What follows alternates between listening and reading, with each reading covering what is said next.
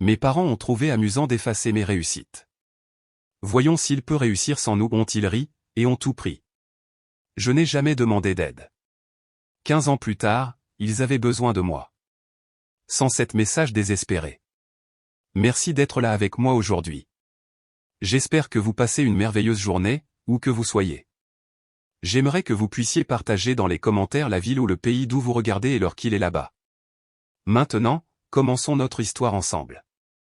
Il y a des moments dans la vie qui se gravent dans votre âme, des moments si vifs et si soudains qu'ils divisent votre histoire en un avant et un après bien distincts. Pour moi, ce moment n'a pas été un accident de voiture ou une catastrophe naturelle. C'était le son des rires de mes parents résonnant dans un couloir que j'avais parcouru toute ma vie, portant des mots destinés à m'enterrer. J'ai maintenant la quarantaine, assis dans mon propre bureau, regardant un horizon que j'ai contribué à façonner. C'est une soirée calme, de celle où la ville bourdonne en dessous comme une bête contente. L'air sent légèrement la pluie et la possibilité. C'est un monde différent de celui que j'habitais il y a 15 ans, un monde construit brique après brique avec acharnement après que tout ce que je croyais solide se soit transformé en poussière. Mon histoire parle de famille, pas du genre que l'on voit dans les films Hallmark, mais du genre réel, désordonné, compliqué, où l'amour peut être mêlé au contrôle, et où les personnes qui sont censées vous soutenir peuvent être celles qui vous retiennent. Il s'agit de réaliser que la maison que vous pensiez être votre sanctuaire était en fait une cage, et de trouver le courage de vous libérer, même si cela signifie perdre tout ce que vous pensiez posséder. En grandissant, j'étais toujours le plus silencieux, l'observateur. Ma sœur aînée, Claire, était la star. Harvard Business School, charme sans effort, elle savait toujours quoi dire, portait le succès comme une seconde peau. Mes parents, Richard et Diana, l'adoraient. Leur fierté pour Claire était une chose forte et brillante, un phare par lequel nous étions censés naviguer. Mes propres réussites, comme l'obtention de mon MBA tout en travaillant à temps plein dans leur cabinet comptable, semblaient de modestes notes de bas de page dans la saga épique de Claire. J'ai travaillé dur, plus dur que personne ne le savait, espérant que le dévouement, la compétence, la valeur pure pour l'entreprise familiale me vaudrait finalement une fraction de la fanfare que Claire recevait simplement pour exister. C'était un appel désespéré et tacite à la validation qui a coloré toute ma vingtaine. Je me suis dévoué à l'entreprise. De longues heures étaient la norme, alimentées par un café tiède et un espoir désespéré que mes efforts seraient enfin reconnus. Je traitais chaque client comme s'il était d'or, chaque bilan comme une énigme à résoudre parfaitement. Je n'étais pas seulement un employé, j'étais un fils, investissant sa force de vie dans l'héritage familial, ou du moins je le pensais. L'hiver où j'ai eu 30 ans devait être différent.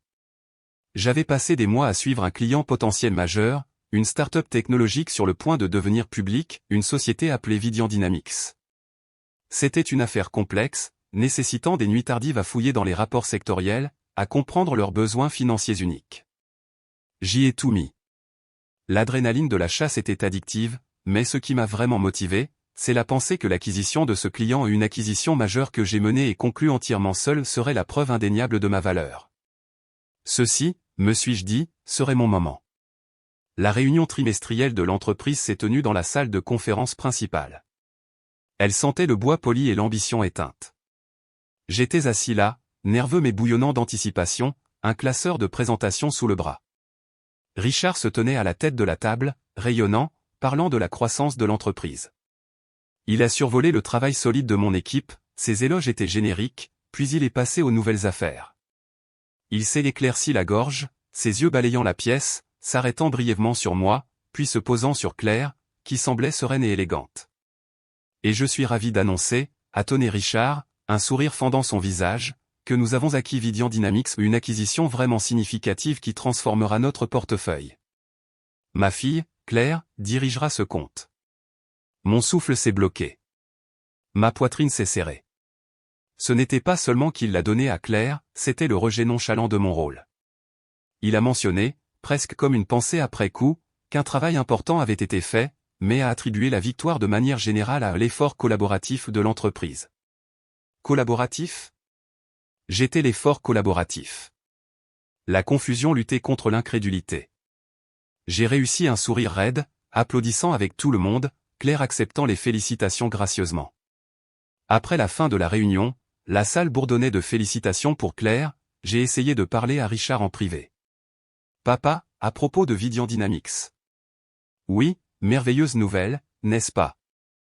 Il m'a interrompu, se tournant déjà pour parler à quelqu'un d'autre. Claire est tout simplement la personne idéale pour eux, jeune, dynamique. Ils ont vraiment été touchés par sa vision. Mais je les ai décrochés. J'ai fait tout le travail préparatoire, la proposition, les détails. Il a fait un geste de la main pour me rejeter. C'est une victoire d'équipe, et Claire a l'expérience de leadership nécessaire pour un client de ce calibre. Calibre ? J'avais un MBA et des années d'expérience dans l'entreprise. C'était du Richard classique, prendre ma réussite, minimiser mon rôle, et le reconfigurer comme la destinée de Claire. Un goût amer et familier a surgi dans ma gorge. Le doute me rongeait. Je devais voir le dossier client, les documents de transfert officiels.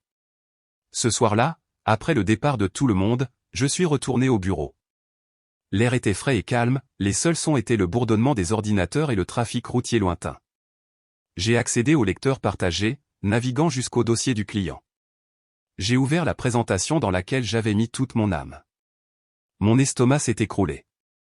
Mon nom avait disparu non seulement de la page de couverture, mais aussi des sections préparées sur chaque diapositive, chaque modèle financier, chaque document. Mes journaux de contact détaillés avaient été supprimés, les emails que j'avais envoyés aux clients avaient été effacés du dossier partagé. C'était comme si je n'avais jamais touché au compte. Mes mains tremblaient tellement que je devais m'agripper au bord du bureau. Une peur glaciale, différente de tout ce que j'avais jamais connu, a commencé à se répandre en moi. Il ne s'agissait pas seulement de donner le compte à Claire, c'était déjà assez douloureux. Il s'agissait d'un effacement systématique et délibéré. C'était malveillant. Je suis resté là longtemps, le silence du bureau me pesant dessus. L'odeur de café rassis et de papier de bureau me semblait soudainement étouffante. Poussé par un instinct désespéré et blessé, j'ai pris quelques photos rapides et tremblantes des fichiers clés sur mon téléphone, assez pour montrer que mon nom avait été là. Puis je suis retourné à la maison. Il était tard, mais une lumière était allumée dans le bureau de mes parents. J'ai entendu leur voix basse au début, puis celle de Richard montant en volume. Je me suis arrêté juste devant la porte, le grain du bois du mur du couloir était rugueux sous mes doigts tremblants. Honnêtement, Diana, c'est pour le mieux, disait Richard. Il devenait trop ambitieux, commençait à penser qu'il était indispensable. Mais Richard, il a fait tout le travail sur ce client, la voix de ma mère était faible, empreinte de sa protestation hésitante habituelle. Des détails, sa voix était aiguë, impatiente. Claire s'en chargera magnifiquement, et franchement, il est temps qu'il apprenne une leçon. Toujours compter sur nous, s'attendre à ce que les choses lui soient remises. Mon sang a gelé. Compter sur eux. S'attendre à des choses ? Je m'étais donné corps et âme pour cette entreprise, pour eux. L'injustice était un coup physique.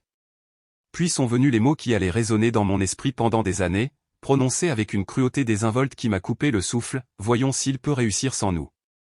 Pause. Puis le son qui a vraiment brisé quelque chose en moi, ils ont tous les deux ri, un son léger et aérien, comme s'ils discutaient d'une farce inoffensive. C'était un son qui ressemblait à une poignardée. Il finira par revenir ramper, Harry Richard, confiant, méprisant. Il a besoin de nous. Ma mère a soupiré, un son d'acquiescement faible que je connaissais trop bien. Je me suis éloigné de la porte, chaque pas engourdi. Le sol poli semblait lisse sous mes pieds. La maison où j'avais grandi semblait soudain étrangère, chaque photo de famille au mur comme une accusation, leurs visages souriants, des caricatures grotesques. Ma poitrine s'est serrée comme si quelqu'un avait enroulé du fil de fer barbelé autour de mes poumons. Ils n'avaient pas seulement pris mon client, ils avaient vu mes années d'efforts, mon espoir désespéré de reconnaissance, et l'avaient transformé en une cruelle blague mes propres parents. Le lendemain matin, je me suis réveillé dans une réalité glaçante, mes clés de bureau ne fonctionnaient pas, ma carte d'accès avait été désactivée, mon courriel professionnel rebondissait, mon téléphone, une ligne de vie pour le travail, avait tous les contacts clients bloqués, mon numéro d'entreprise était déconnecté, mon bureau avait été vidé, mes effets personnels emballés et laissés sans cérémonie près de l'entrée des employés. Ils m'avaient systématiquement et brutalement coupé, effacé, tout comme ils avaient effacé mon nom des dossiers. Je me suis tenu sur le trottoir devant le bâtiment, tenant une boîte en carton de mes quelques effets personnels, le soleil du matin froid sur mon visage. L'odeur familière des gaz d'échappement de la ville, du pavement, du café lointain semblait étrangère. Un vide profond s'est installé dans mes entrailles, le genre de vide que l'on ressent lorsqu'on réalise qu'une vérité fondamentale sur son monde vient d'être brisée. La famille dans laquelle j'avais investi ma vie, qui était censé être mon fondement, venait de me jeter comme des ordures. C'était mon fond. Les premières semaines ont été un flou de douleur, de confusion et de honte. Je suis resté chez un ami d'université, mangeant à peine. Le son des rires de mes parents et les paroles cruelles de Richard se répétaient dans ma tête comme un disque rayé. Le silence de leur part était assourdissant, pas d'appel, pas de texto, aucune tentative d'explication ou d'excuse, juste rien. C'était le ghosting ultime de mon propre sang, une séparation nette et clinique. Puis sont venus les murmures. Des amis qui travaillaient encore à l'entreprise ou qui étaient liés à la famille sur le plan social ont commencé à appeler avec hésitation, et « j'ai entendu dire que tu as quitté l'entreprise ». Leurs voix se sont estompées, maladroites. Il est devenu clair que le récit familial était déjà là-bas, soigneusement tissé. J'étais difficile, ingrat, je pensais être trop bon pour l'entreprise familiale, on laissait même entendre que j'étais instable ou que je leur avais volé des choses, tout pour justifier ma disparition soudaine. Leur masque social était fermement en place, me présentant comme celui qui était erratique et peu fiable. Voir des personnes que je connaissais, des personnes que je pensais être des amis, y adhérer, c'était comme une seconde vague de trahison et une confirmation que l'influence de mes parents s'étendait bien au-delà de notre maison. La honte était immense. Comment avais-je pu être si aveugle, si naïf? Comment avais-je pu vouloir tant leur approbation que je suis resté dans une situation où j'étais clairement sous-évalué, où mon amour était conditionnel à mon adaptation à leur boîte prédéfinie? La vulnérabilité de ce désir, maintenant exposé et ridiculisé, était agonisante. J'ai regardé mon téléphone, les numéros bloqués, les photos tremblantes des documents effacés que j'avais prises cette nuit-là. Le nœud dans mon estomac s'est resserré en une pierre dure et froide, lourde et étouffante. Lentement, heureusement, la douleur a commencé à se transformer. Le chagrin et la honte brute ont cédé la place à une colère sourde et juste, une colère si profonde qu'elle vibrait dans mes os, un faible bourdonnement d'indignation.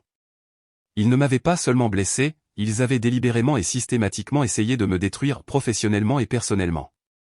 Ils voulaient que j'échoue, ils voulaient que je sois impuissant, que je revienne ramper, quémandant des miettes de reconnaissance ou un emploi subalterne.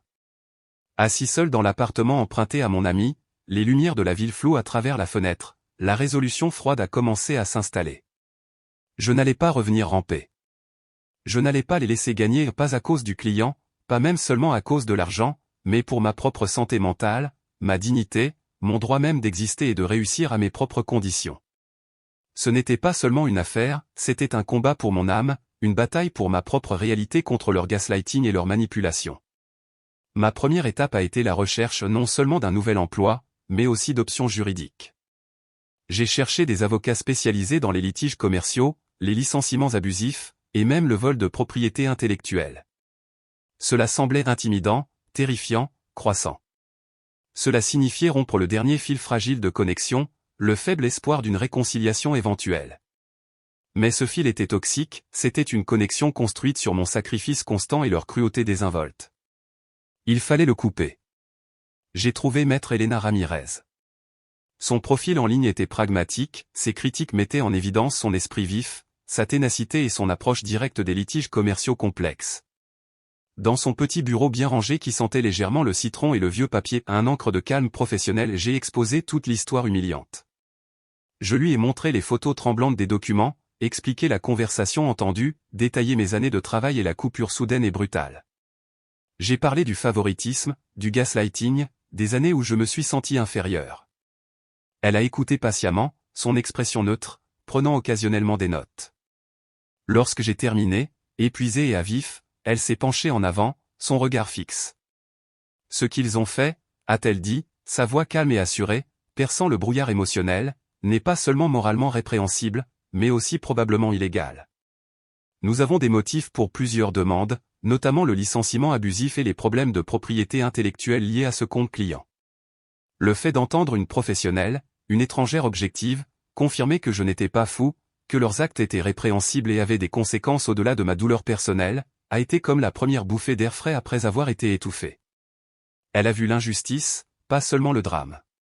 Elle a vu l'affaire. Maître Ramirez m'a conseillé de rassembler tout, chaque courriel, chaque brouillon, chaque évaluation de performance, chaque texto informel d'un collègue louant mon travail sur le compte Vidian, tout ce qui documentait ma contribution, tout ce qui montrait leur contrôle ou mon licenciement soudain. Cela est devenu ma mission. J'ai passé des jours à passer au crible les anciennes sauvegardes personnelles sur le cloud, les disques durs externes, les anciennes archives de courriel. J'ai contacté d'anciens collègues qui avaient quitté l'entreprise il y a des années, leur demandant s'ils se souvenaient de mon implication, s'ils avaient d'anciens documents partagés, s'ils avaient entendu parler de mon départ. Ce fut un processus laborieux, alimenté par une détermination tranquille et brûlante. Le nœud de la honte a commencé à se défaire petit à petit, remplacé par une barre d'acier de but en moi. Au cours de ce processus, un élément d'information inattendu et effrayant a fait surface. En fouillant dans d'anciens fichiers d'entreprise que j'avais sauvegardés sur un disque dur personnel il y a des années juste comme mesure de sécurité pour mon propre travail, sans jamais m'attendre à cela, j'ai trouvé un fichier intitulé de manière anodine l'histoire de l'entreprise, premières années. Il contenait d'anciens accords de partenariat, des états financiers de la création de l'entreprise, et une correspondance entre mon père et son partenaire commercial d'origine, un homme nommé George Thompson, qui avait quitté l'entreprise très soudainement au début des années 90. L'histoire officielle était des divergences créatives, l'une expression répétée chaque fois que son nom était mentionné, généralement avec un geste de rejet de Richard. Mais enfoui au plus profond de la correspondance se trouvait une série de lettres de plus en plus tendues de George, datées juste avant son départ. Il accusait Richard de manipuler les finances de l'entreprise, d'utiliser des relations familiales pour obtenir un avantage injuste dans les affaires, et d'essayer systématiquement de le pousser dehors malgré leur accord de partenariat égal. George a écrit à propos de ses contributions minimisées, de son accès restreint, et enfin, d'un accord de règlement qui semblait étonnamment bas pour quelqu'un qui a cofondé une entreprise prospère et a contribué à bâtir sa réputation initiale. Ce n'était pas identique à ma situation. George n'était pas le fils de Richard mais le schéma de comportement, les tactiques de marginalisation, de contrôle et de manœuvres financières pour consolider le pouvoir étaient effrayamment, horriblement familiers. C'était le même scénario. Cela m'a frappé comme un coup de poing dans l'estomac, mais aussi avec une clarté froide, ce n'était pas un cas isolé, un caprice cruel soudain dirigé uniquement contre moi. C'est ainsi qu'ils fonctionnaient. C'était dans leur ADN. C'était un modèle ancré dans la cupidité, la peur et le besoin d'un contrôle absolu. Ils ne m'avaient pas seulement trahi, ils répétaient un scénario, une histoire cachée de manipulation et de contrôle utilisée pour protéger leur richesse et leur pouvoir au sein de l'entreprise, probablement depuis des décennies. La découverte a transformé ma colère. Ce n'était plus seulement personnel. Il s'agissait d'exposer une pourriture systémique, de responsabilisation, d'arrêter un cycle de comportements toxiques qui avait des racines profondes et laides. Cette prise de conscience a alimenté ma résolution et a informé ma stratégie. C'était plus important que de récupérer le client. Armé de cette compréhension accablante et d'une pile croissante de preuves, Maître Ramirez et moi avons discuté de la stratégie. Un procès complet serait long, coûteux et désordonné, aérant publiquement des linges sales d'une manière dont je n'étais pas sûr de vouloir. Mais nous avions un levier, le client, Vidian Dynamics. Ils étaient toujours techniquement avec l'entreprise de mes parents, mais s'ils découvraient la vérité sur la façon dont ils avaient été acquis par la tromperie et le mauvais traitement de la personne qui avait réellement fait le travail, ils partiraient certainement, causant des dommages financiers et réputationnels importants. Notre objectif n'était pas nécessairement de récupérer le client pour moi, mais d'utiliser la vérité sur la façon dont ils ont acquis le client comme preuve indéniable de leur conduite frauduleuse et contraire à l'éthique. Cela pourrait forcer un règlement, nuire à leur réputation et, surtout, exposer leurs actions aux personnes qui comptaient. Contacter Vidian après avoir été bloqué des canaux de l'entreprise était délicat. Heureusement, je me souvenais d'une adresse courriel personnelle de leur vice-présidente des opérations, une femme nommée Madame Anna Chin, lors d'un événement de réseautage hors entreprise il y a des années. C'était une chance, mais je devais essayer. J'ai rédigé un courriel soigneusement formulé, revu et approuvé par Maître Ramirez, demandant une brève rencontre confidentielle. Je n'ai pas fait d'accusation dans le courriel, j'ai seulement déclaré que j'avais des informations critiques concernant le processus d'acquisition de leur compte qu'ils, en tant que clients, avaient le droit de connaître, et que cela pourrait avoir un impact sur leur relation avec l'entreprise. La formulation était professionnelle, factuelle, suffisamment intrigante pour piquer leur intérêt sans ressembler à un ancien employé mécontent cherchant à se venger. Madame Chin, intriguée et peut-être un peu méfiante, a accepté une courte rencontre, insistant pour que leur conseiller juridique soit présent. La scène de la confrontation était prête. La réunion était prévue pour un mardi après-midi dans une salle de conférence neutre en centre-ville, un espace stérile aux murs beige et aux chaises inconfortables. Cela sentait les produits de nettoyage génériques et l'anxiété corporative. Je suis arrivé avec Maître Ramirez, qui portait une petite mallette remplie de nos preuves et une présence calme et formidable à mes côtés. Richard et Diana étaient déjà là, flanqués de leur avocat, Monsieur Sterling, un homme plus âgé et élégant aux yeux fatigués et à l'air d'une confiance lasse. Claire était également présente, élégante dans un tailleur pantalon, projetant un air de compétence froide et de dédain professionnel. Les parents portaient leur meilleur visage de propriétaires d'entreprises soucieux et respectables, un masque que je voyais maintenant à travers complètement, mais auquel ils croyaient encore clairement. La vice-présidente des opérations du client, Madame Chin, était présente avec son propre conseiller juridique, une femme vive et silencieuse nommée Madame Davis. L'atmosphère était chargée d'une tension non dite. Richard m'a offert un signe de tête serrée qui n'a pas atteint ses yeux, un geste performatif de civilité. Diana a esquissé un petit sourire tendu, ses mains serrées fermement sur ses genoux. Claire a évité mon regard, se concentrant sur ses ongles parfaitement manucurés, échangeant parfois un bref regard agacé avec ses parents. Monsieur Sterling a commencé, sa voix était douce et entraînée. Il a présenté leur version, j'étais un employé mécontent qui avait quitté l'entreprise après des désaccords concernant mon rôle et ma rémunération et qui faisait maintenant des affirmations sans fondement par méchanceté et peut-être par désir d'attention. Il a minimisé ma contribution au compte Vidian, en disant que la relation client avait été construite au fil du temps par la réputation de l'entreprise et les efforts collaboratifs de son personnel supérieur et non par une seule personne travaillant isolément.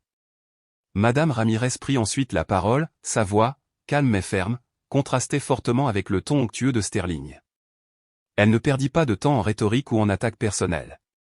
Nous ne sommes pas ici pour discuter des griefs des employés, déclara-t-elle, ses yeux croisant directement ceux de Mademoiselle Chen.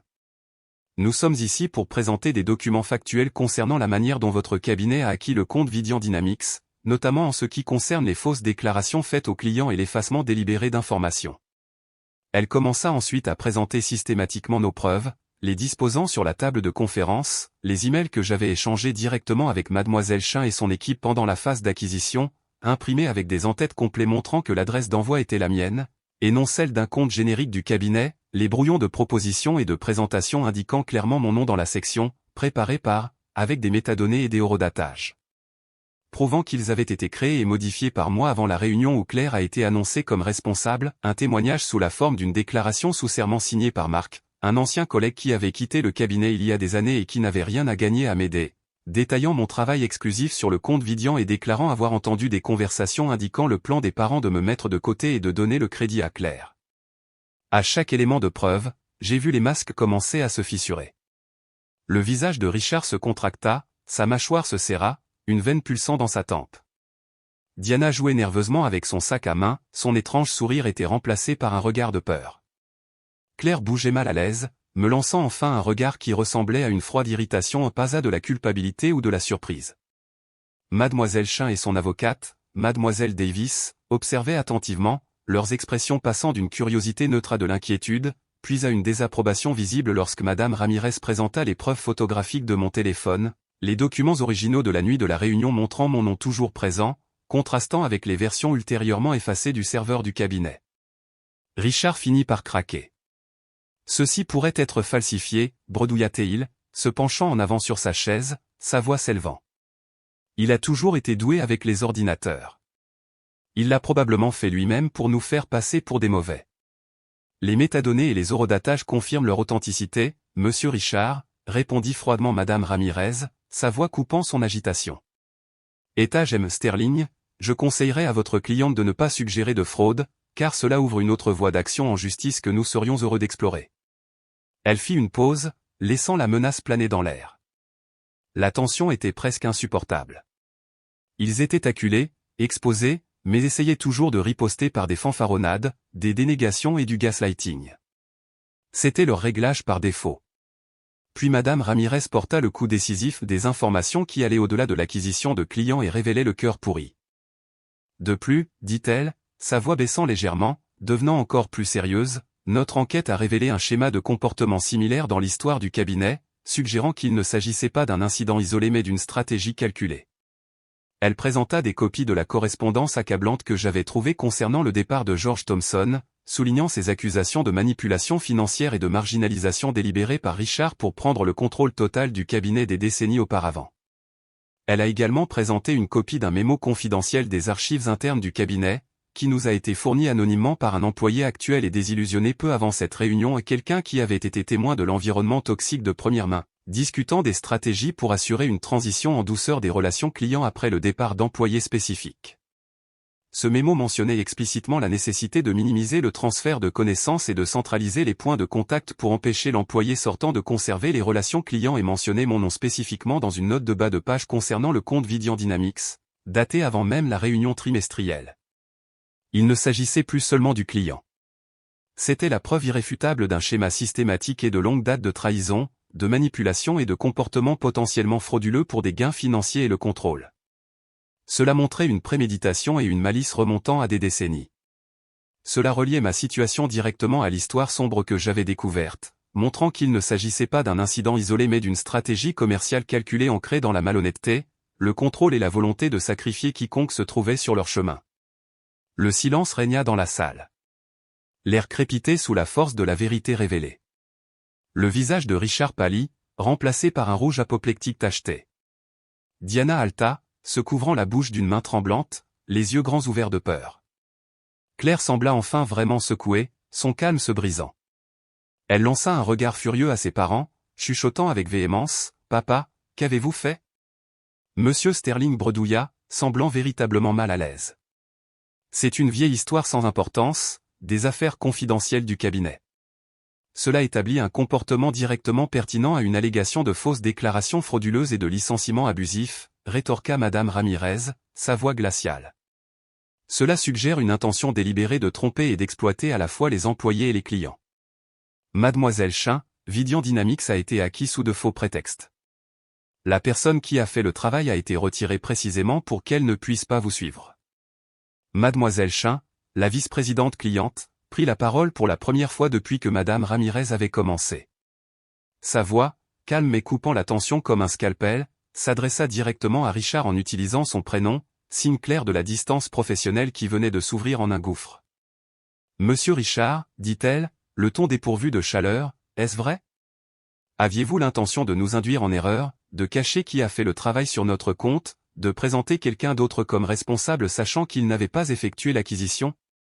Richard balbutia, des gouttes de sueur se formant sur son front. « Non, bien sûr que non.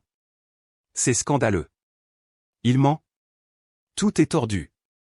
C'est un employé mécontent. » Son déni était faible, frénétique, le son d'un homme se noyant dans sa propre tromperie. Diana fondit en sanglots silencieux à côté de lui. Claire semblait furieuse, mais dirigea sa colère vers ses parents, les lèvres minces de rage. Mademoiselle Chin regarda son avocate, Mademoiselle Davis, qui fit un petit signe de tête décisif.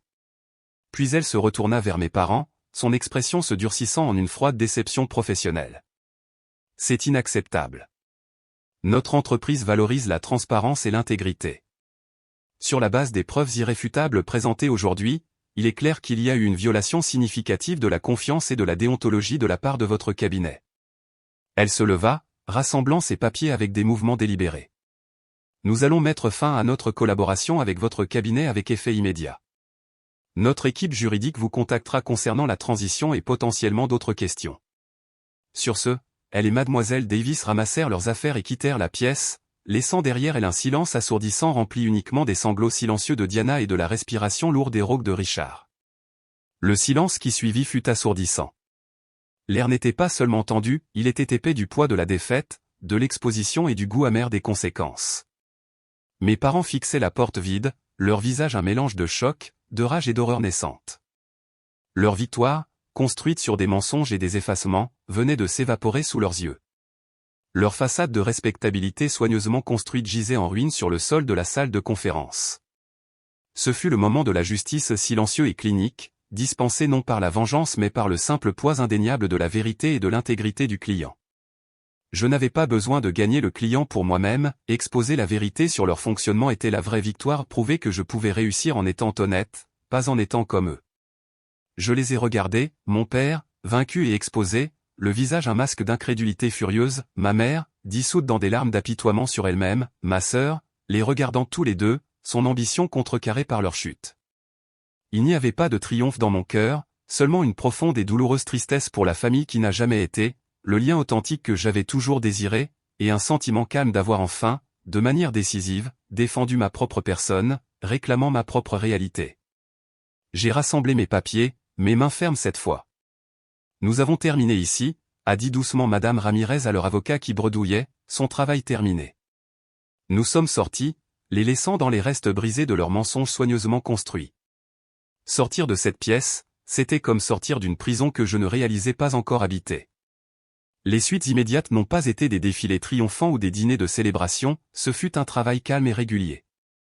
Madame Ramirez, fidèle à sa parole, a poursuivi un règlement pour licenciement abusif et le vol flagrant de mon produit de travail lié à Vidian Dynamics. Mes parents, anéantis par la perte du client principal et les dommages dévastateurs à leur réputation dans la communauté des affaires locales très unie, se sont rapidement arrangés pour éviter une longue bataille juridique publique qui exposerait encore plus de leur histoire et de leur manipulation financière. Le règlement était équitable, me fournissant un coussin nécessaire pour recommencer, mais la vraie valeur n'était pas l'argent, c'était la reconnaissance, aussi hésitante et légalement forcée soit-elle, qu'ils avaient tort, que mon expérience était réelle, pas imaginaire. Les conséquences pour eux ont été importantes et durables. La perte de Vidian Dynamics n'était que le début. Leur réputation d'intégrité, leur masque social soigneusement construit, était définitivement fissurée. L'histoire de la réunion se répandant tranquillement dans l'industrie, d'autres clients entendant des murmures et voyant les retombées ont commencé à remettre en question leurs pratiques et ont quitté leurs affaires, qui dépendaient fortement de ma compétence silencieuse dans les coulisses et de leur façade publique de respectabilité, a commencé un déclin lent et régulier. Les employés qui connaissaient la vérité ou qui étaient désillusionnés par la toxicité révélée sont partis pour des pâturages plus éthiques. Leurs difficultés financières se sont aggravées et leur position sociale a diminué lorsque les gens ont vu la cupidité et la cruauté sous la surface. Ils ont été confrontés au rejet silencieux d'une communauté qui valorisait l'honnêteté, ou du moins son apparence. La réputation de Claire a également été entachée par association, être l'enfant d'or n'était soudainement plus si brillant. Pour moi, la voie à suivre était claire mais difficile. J'ai pris l'argent du règlement et, avec les conseils de Madame Ramirez et une bonne dose de courage, j'ai créé ma propre petite société de conseil en comptabilité. C'était intimidant.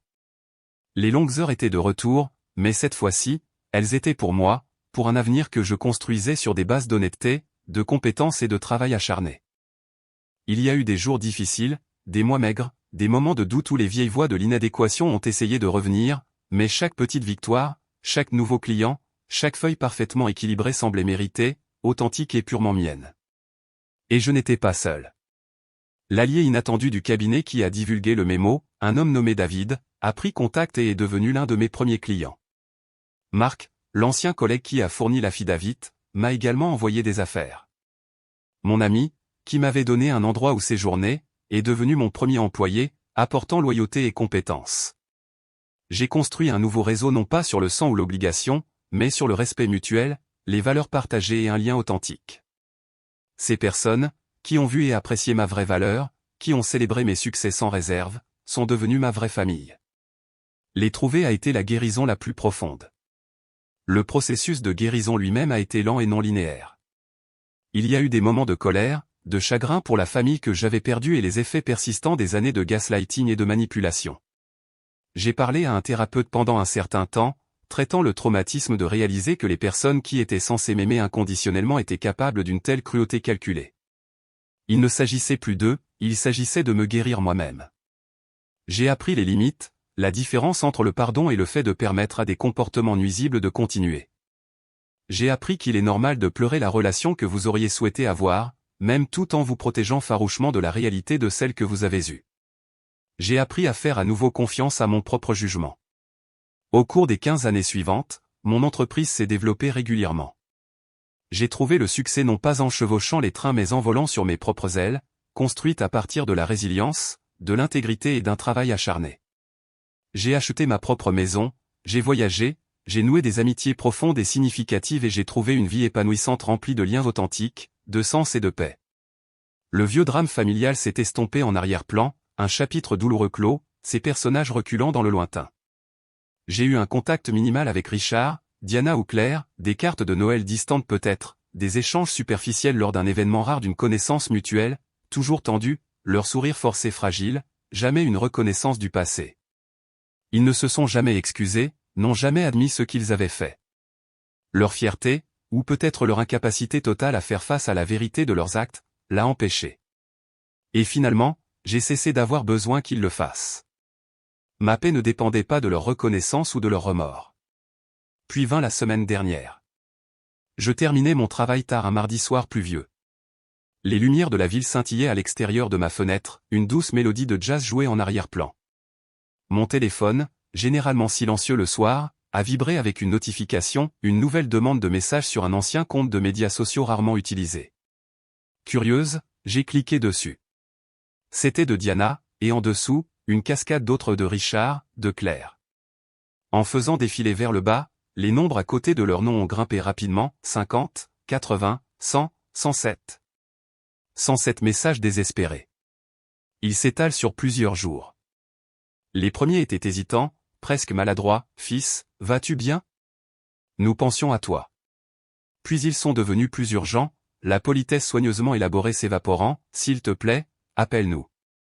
Il est important que nous parlions. » Ils sont devenus de plus en plus frénétiques, révélant des bribes de crise, leur entreprise était en train d'échouer complètement, désormais irrécupérable, les mauvais investissements qu'ils avaient faits les avaient rattrapés, des problèmes juridiques découlant d'anciennes pratiques douteuses, peut-être liés à George Thomson ou même à Vidian Dynamics, enfin n'apparu, des problèmes de santé ont été mentionnés, Claire avait aussi affaire à quelque chose de difficile, sa vie dorée perdait son éclat.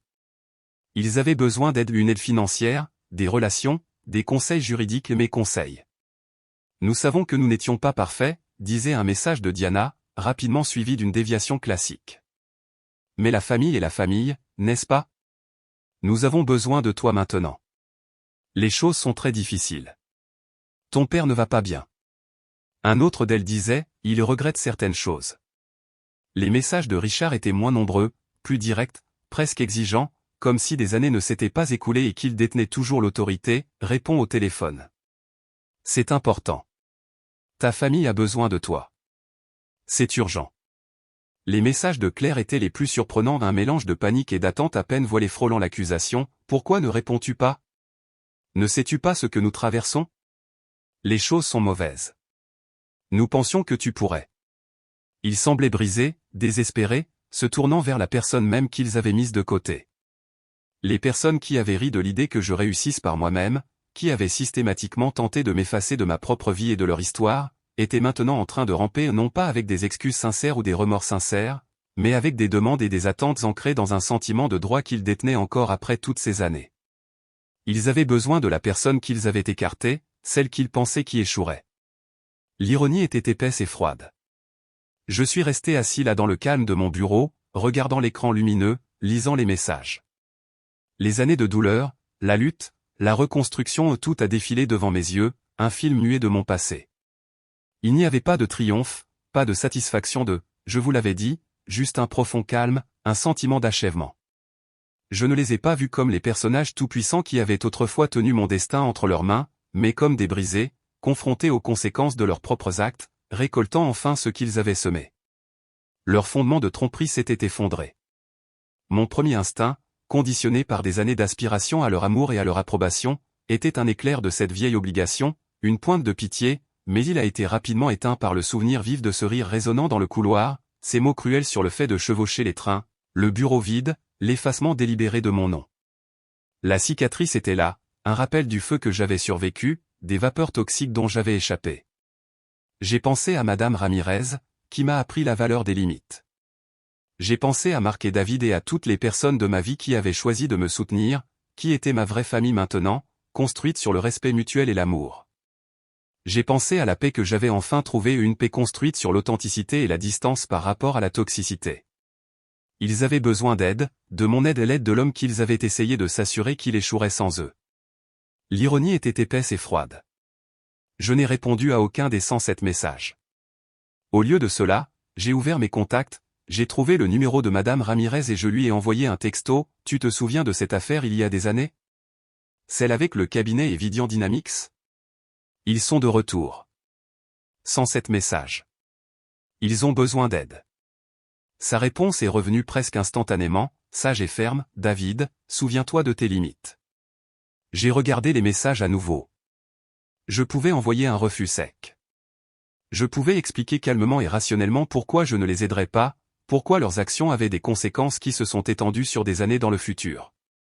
Mais même cela semblait leur donner de l'énergie, reconnaître une prétention qu'ils n'avaient plus sur moi, ouvrir une porte que j'avais tant lutté pour fermer. Ils voulaient voir si je pouvais réussir sans eux. Je l'avais fait spectaculairement. Et ce faisant, j'avais construit une vie, un moi, un monde entier dont ils ne faisaient pas partie, un monde que leur toxicité ne pouvait pas pénétrer. Ils avaient besoin de moi maintenant parce que leur monde, construit sur un fondement pourri de mensonges, de manipulation et de rejet de la valeur des autres, s'effondrait. Mon monde, construit sur la vérité, le travail acharné et la résilience, était fort et stable. Silencieusement, j'ai sélectionné leurs fils de contact sur l'application de messagerie, un par un. Je les ai supprimés. Puis je les ai bloqués tous. L'écran est devenu silencieux. Les nombres ont disparu. La cascade de désespoir a disparu de ma vue. Une vague de paix m'a envahi, plus profonde et plus intense que tout ce que j'avais ressenti auparavant. Ce n'était pas de la froideur ou de la vengeance, ce n'était pas la satisfaction de les voir souffrir, c'était une pure libération. C'était la force silencieuse et puissante de choisir mon propre bien-être, mes propres limites, ma propre définition de la famille. Le contrôle qu'ils avaient désiré, le pouvoir qu'ils avaient exercé, n'avait plus de sens maintenant. Ils pensaient qu'effacer mon passé détruirait mon avenir. Ils avaient tort. J'ai construit un avenir qu'ils ne pourraient jamais toucher, sur un terrain qu'ils n'ont jamais contrôlé, avec des personnes qui ont vu ma valeur. Et dans le calme de cette vérité, entouré des lumières de la vie que j'ai construite, une vie libre de leur ombre, j'ai enfin trouvé ma place. Que signifie vraiment la famille? Et quand est-il assez courageux de s'éloigner pour la trouver?